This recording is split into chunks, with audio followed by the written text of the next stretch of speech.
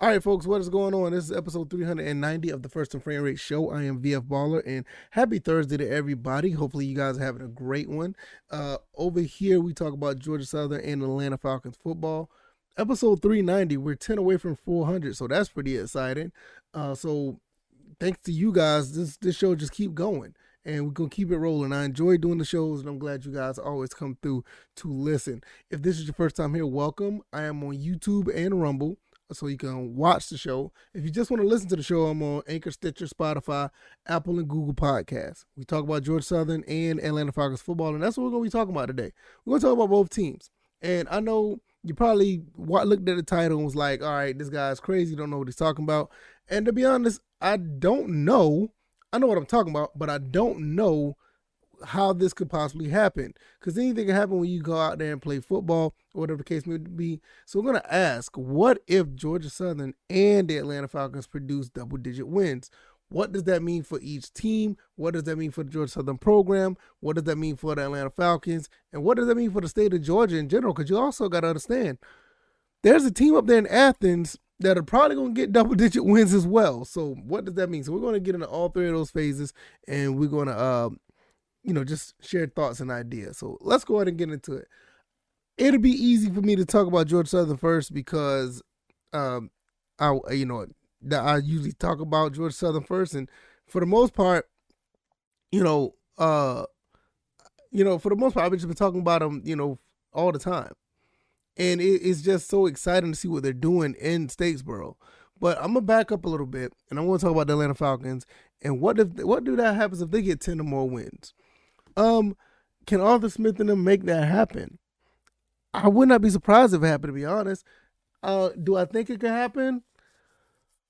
Oh, goodness, that's going to be a tough one. Probably gut feeling it doesn't happen, but I can see the potential there. I mean, their schedule is rough. It's a pretty rough schedule, but if you put everything together and you play football the right way, it's possible. I just don't know. It would be a huge turnaround. I would tell you that much, because you got to understand, I mean, we had 4 losing seasons prior to Coach Smith coming here, and then Coach Smith comes in and go 7-10, which didn't think that was going to happen, but it has happened, and it gives us a lot of hope for the Falcons. What could possibly happen with this team having more Coach Arthur Smith's style implemented, because our quarterback, the old quarterback we had, Matt Ryan, he's not there no more. We don't have the same receivers we had. For the most part, it's just pretty much almost a whole different team now. So if they could pull it off, that'll be Coach of the Year status for Coach Smith. And there's no denying that. I think he gets Coach of the Year if he does it, because he turned around this program. I don't want to say program because it's a franchise. Turned them around from pretty much like almost bottom of the barrel of the NFC South. And if you get double-digit wins, you may be in the running for the divisional title. I don't see it happening because Tampa Bay is still there, but it's possible. I'm not going to go down the entire roster. I mean, not the roster, but the entire schedule and say this is a win, this is a loss.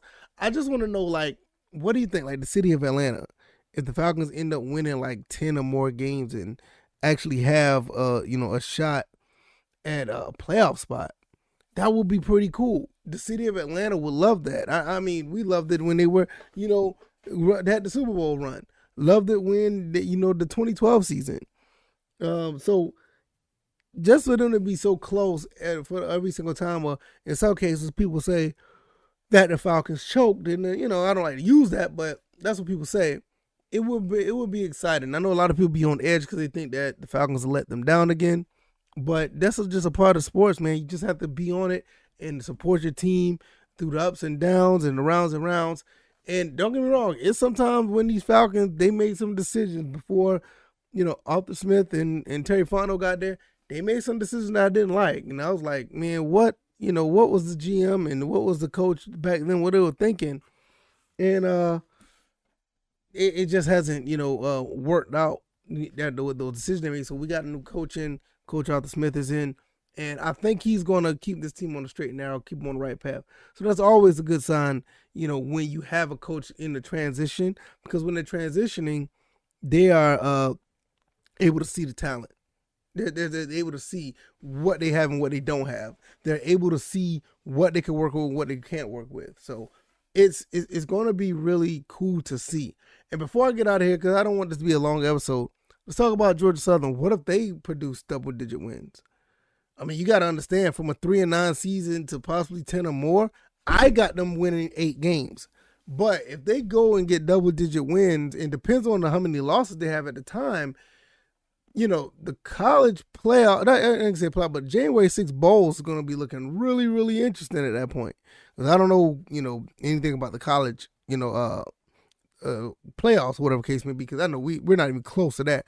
But if we can go like 11-1, or hell, maybe in some cases, if we go undefeated, do we get a sniff of the playoff? I mean, I doubt it, because we're a group of 5 and we're not Cincinnati, but it's just something to think about.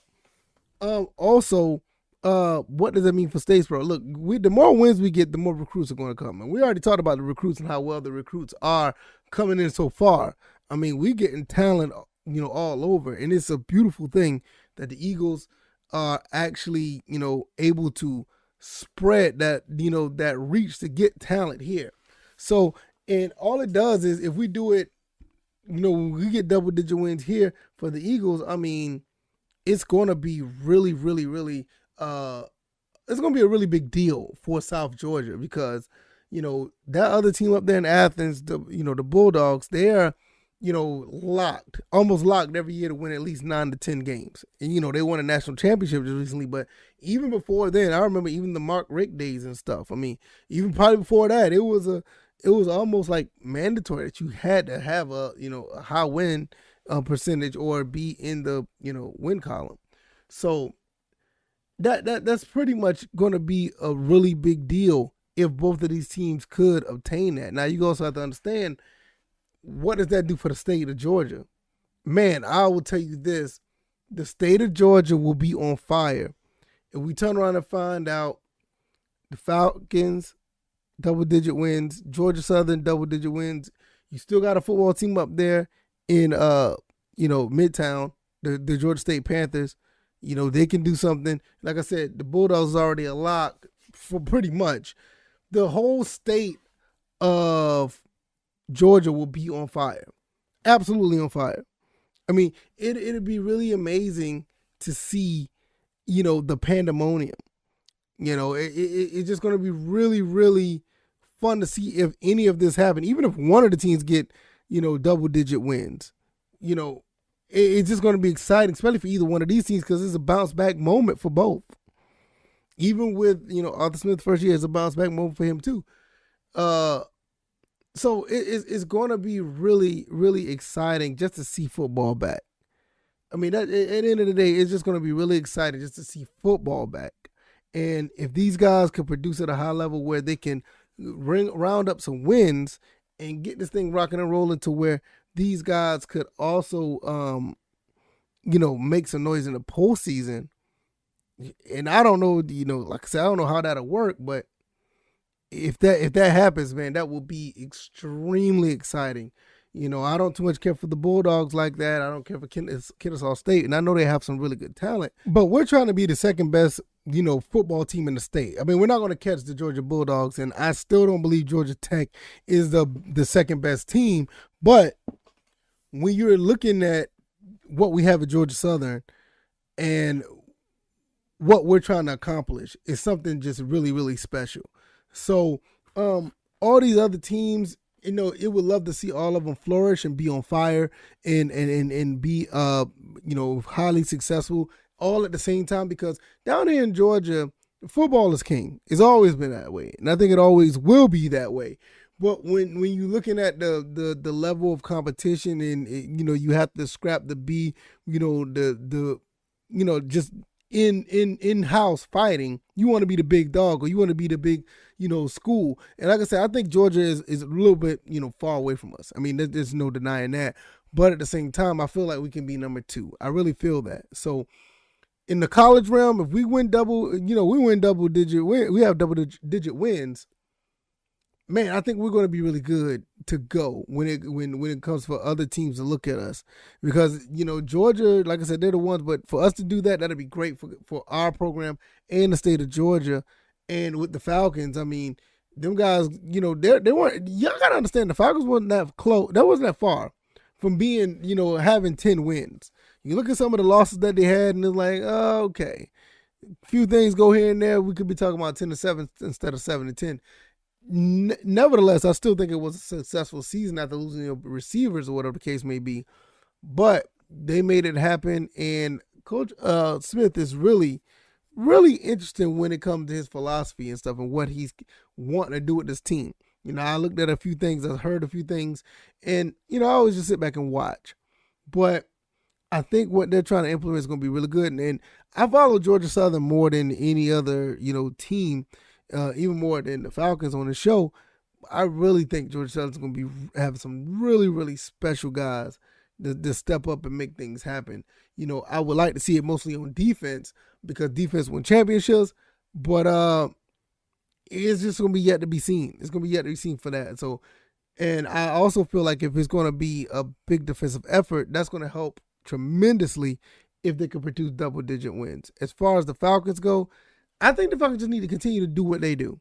You know, they're on the right track to just win football games. I'm not sure if they're going to, you know, eclipse the double digits, but I think it's going to be a really good look if they can do it. You know, so at the end of the day, football in Georgia is what it is. One of the most prominent sports, if not the most prominent sports in the state of Georgia. I mean, we love football down here. It is what it is. This is what we do. And I can't wait to see how the season starts. I didn't have much to talk about today, but I wanted to ask that question. What if both of these teams get double-digit wins? I think that'd be really exciting. Like I said, that'll be at the minimum three teams in state with double-digit, you know, wins. Georgia, you know, Atlanta, and Georgia Southern. Man, I don't think that ever happened before. I don't know. Maybe one day I'll look that up. Maybe you guys look up and let me know. If you like this commentary, hit the like button. Share this commentary. Subscribe to the channel if you haven't already. Just wanted to put out a hypothetical question out there and just, you know, give my thoughts and feedback because I think it'll be pretty neat. But nevertheless, we can always just dream and think of one day at a time and watch these guys come in and actually be better, you know, players by practicing and see if that translates to anything on the field. Like I said, I could be found on Anchor, Stitcher, Spotify, Apple, and Google Podcasts. Leave me a 5-star rating and give me some feedback if I haven't done a good job. Episode 390, 10 episodes away. And like I said, I didn't have much to talk about today, so I just put that out there. And hopefully y'all will be back for Friday. I may have something a little special to talk about on Friday. We'll see. We just keep you posted, and I'll see you guys on the next one. Y'all take it easy. Enjoy your Thursday, and y'all be blessed. Peace.